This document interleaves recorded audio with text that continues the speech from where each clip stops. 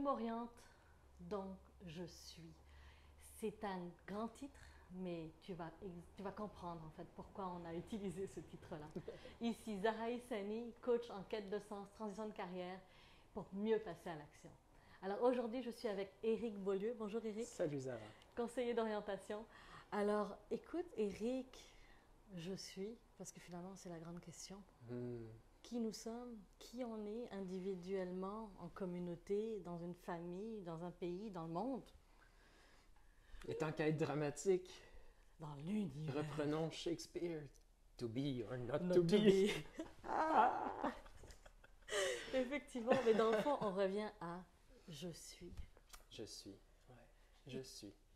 Pourquoi c'est si à la mode? Pourquoi c'est si requis de nos jours d'entendre parler de ça? Comment ça se fait qu'on a tant besoin d'entendre ça? Hein? Ouais. C'est spécial comme... il y a comme un mouvement là, de vouloir s'appartenir comme il faut mieux, la pleine conscience, toutes ces modes que je qualifie pas mode pour dire éphémère, mais il y a des choses qui sont dans l'air pour mieux s'appartenir. Puis pourquoi c'est si difficile de s'appartenir?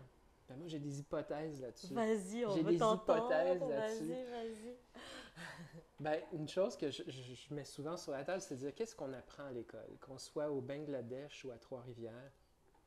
Fondamentalement, au-delà des matières là, qu'on nous fait gober et tout, qu'est-ce qu'on apprend à l'école?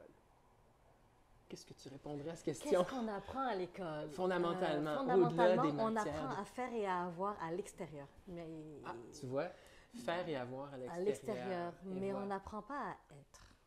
Ben voilà. Il manque l'être On pour se moi. comprend, on se suit. Moi, je dis souvent, mon dada, hein, je suis conseiller d'orientation, j'aide les gens à reconnecter à leur potentiel pour mieux être dans le travail, essayer de mieux gérer ses défis, parce que c'est une chose de savoir ce qu'on veut, mais c'est une autre chose de l'actualiser avec tous les défis qui se présentent à gauche, à droite.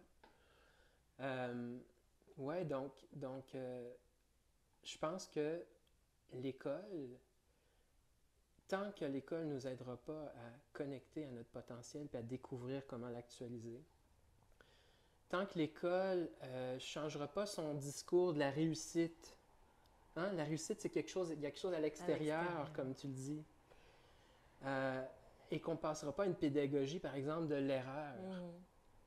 Là, c'est quoi, là, une pédagogie de l'erreur? Loser, qu'est-ce que c'est ça? Non, c'est que l'erreur, c'est la plus belle source d'apprentissage. Puis si à quelque part on développait, on déployait une attention, un regard posé sur l'erreur pour comprendre son erreur, puis apprendre de son erreur, puis c'est ça qu'on évaluerait, cette capacité-là chez l'être humain, ben j'ai la conviction que ça changerait le monde. Définitivement. Mais est-ce que tu peux dire aussi, en fait, c'est des clichés, hein, c'est que la remise en question n'a pas été faite. C'est comme si que depuis Charlemagne qui a créé l'école, enfin, il y a rien qui a été remis en question depuis ce temps-là, Voilà, en fait. voilà. Et on parle de quelle L'industrialisation. année? Je ne sais pas, Ouais, mais ouais. ça fait un moment. Charlemagne, je pense qu'on est au Moyen Âge quand tu C'est parles de ça, hein? Charlemagne. Dans ces eaux-là, en tout cas, pas loin. Ouais, l'industrialisation, je pense que joue beaucoup un gros rôle là-dedans. Tu sais, les chaînes de montage Oui. manufacturières, Il y a le l'efficacité, canevas, puis on rentre dans le moule. l'efficacité. Donc, ben, il y a quelque chose un peu de ce modèle-là, moi, je pense, dans l'école. Tu sais. Oui, on a des Ben profs oui. attentionnés, mais les profs, dans les conditions qu'ils ont actuellement, c'est de leur demander beaucoup d'efforts d'être aussi attentionnés qu'ils pourraient l'être avec les étudiants. Tu sais, puis de toute façon, dans notre vécu académique, on les compte sur une main, les profs qui ont réussi à nous rejoindre dans notre être. Ben oui. Tu sais, puis c'est pas, je pense pas, puis là, je veux pas du tout critiquer les profs. Je questionne un Un système, système, non, c'est ça. une logique, où on est au service de la logique du système avant d'être au service de l'être humain. Et puis pour moi, ça, c'est vraiment problématique, parce qu'on s'adapte à toutes sortes, justement, d'extériorité. On s'adapte à qu'est-ce que je devrais faire. Quand je pose justement la question, je m'oriente, donc je suis. Ben, le mot je suis, est-ce qu'on le conjugue au verbe être ou au verbe suivre? Et pour l'instant, on nous apprend à suivre. Pourquoi je fais des maths, pourquoi je fais du français, pourquoi je vais à l'école, parce qu'il me faut un diplôme, pourquoi il me faut un diplôme, parce qu'il me faut un job. C'est toujours à l'extérieur, à l'extérieur, à l'extérieur. Puis oui, l'extérieur est là, il ne faut pas nier le fait qu'on a un avantage à participer dans le monde Oui, qui nous puis entoure. l'école aussi nous donne la connaissance pour apprendre, pour analyser. Oui, pour, mais la ces connaissances-là, tant qu'elles sont positionnées à l'extérieur et non pas greffées de l'intérieur, on vit une dissociation. Donc, je m'oriente. C'est quoi les emplois d'avenir? Je veux des statistiques de placement rassurantes. Est-ce que ça va être un bon salaire? Est-ce que j'ai un vrai métier? Est-ce que j'ai un vrai métier? Puis, tu sais, toutes sortes de pressions. Tu sais, on pense aux parents, des fois, qui ont une pression sur leurs enfants. C'est par amour qu'ils ont, cette pression-là. Je ne le critiquerai pas. Mais cette pression-là, souvent, quand c'est trop encore là, extériorisé, et au lieu de dire qu'est-ce que t'aimes? Qu'est-ce que t'aimerais? Moi, des fois, les parents m'appellent et puis ils me disent qu'est-ce que je peux faire pour aider mon enfant? Est-ce qu'il y a un test? Est-ce qu'il y a une lecture? Je leur dis c'est beaucoup plus simple que ça. Quand votre enfant manifeste un élan pour un intérêt qu'il a, au-delà de votre propre perception de cet intérêt-là, apprenez-lui que ça doit être encouragé, que c'est bien quand il s'exprime puis qu'il y a un intérêt. Nourrissez-le dans le sens de son intérêt, pour qu'il découvre que moi, quand je lève la main pour quelque chose, puis j'ai le goût de quelque chose, il y a quelque chose de beau à encourager. Quitte à se tromper puis à dire c'est finalement pas ça, mais au moins l'élan est reconnu. Parce que c'est ça, s'orienter, c'est suivre l'élan qu'on a le goût d'avoir vers la vie, non pas... Puis je fais souvent ce geste-là pour faire comprendre à mes clients, même des fois, c'est quand est-ce que ton énergie fait ça versus tes analyses qui font ça. Ouais. C'est d'attendre que ça vienne de là avant de faire. Exact, on appelle ça la motivation intrinsèque. Qu'est-ce que j'ai le goût de donner au monde, qui me fait plaisir de donner au monde? Et non pas qu'est-ce que je devrais faire parce que 3 petits points. Ça amène une autre question sur l'acceptation, Éric. Parce que comme tu as dit, le parent doit rester à l'écoute et si l'enfant lui remonte une information, de l'encourager. Puis c'est d'accepter. Et je te donne un exemple, ma fille arrive, elle s'affirme et elle me dit « Maman, je suis une artiste. » Et là, à l'intérieur, ça fait comme « Pas comme moi. » Et en même temps, non, c'est pas ça qu'il faut répondre. Fait que ça fait « Ah ouais, mais t'as raison, ma chérie, on va regarder qu'est-ce qui te plaît. » Donc voilà. Mais d'arriver en tant que parent à pas faire fi, parce que d'accepter les peurs que l'on a pour nos enfants, parce que le côté artiste, comme on le sait, c'est difficile, il n'y a pas d'argent, c'est compliqué, il faut un réseau de contacts. Enfin, il y a plein de préjugés que l'on a. Et en même temps de laisser aller son... Mais encore là, tu vois, on est dans le résultat quand on regarde ça sous la lunette. Oui, mais regarde, il n'y aura pas d'emploi. Regarde les statistiques de placement, ça ne fonctionnera pas. Définitivement. Je t'aime, mon enfant, ne fais pas ça. C'est ça. Au lieu de lui dire, écoute, go, vas-y. Mais tu vois, il y a une différence entre dire go, vas-y, je te donne ton bulletin d'inscription pour l'école. Puis c'est là, donc, qu'est-ce qu'on a accepté, dans le fond? C'est des étapes. Moi, je parle beaucoup d'étapisme. Donc, valider l'élan. Prendre le temps d'aller vérifier, encourager cette vérification.